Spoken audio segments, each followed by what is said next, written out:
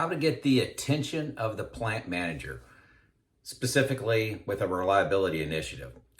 What you need to realize that a plant manager is being inundated with ideas and projects to sponsor.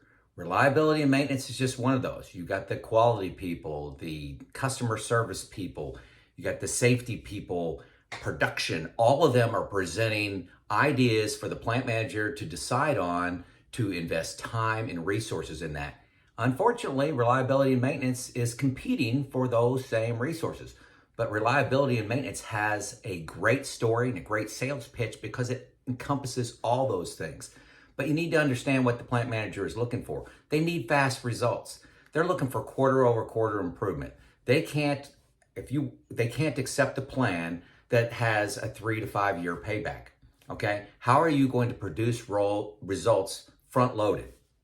They got to have high confidence in the outcome. Big issue with most reliability and maintenance organizations is they don't have any credibility. If you got 0% planned work and every day's a fire drill, and then you say, hey, invest in me, you don't have much credibility. It must make a meaningful impact. Reliability and maintenance is great for that, but you have to have the credibility to get that investment. It must be aligned with their values. Once every plant manager, they want to implement sustainable, scalable solutions. And reliability and maintenance solves that. It does solve that. The problem I see with most proposals coming to the plant manager is invest now, give me a couple $100,000 now, I'll do training, and in 3 to 5 years, you can get some results as long as we sustain that.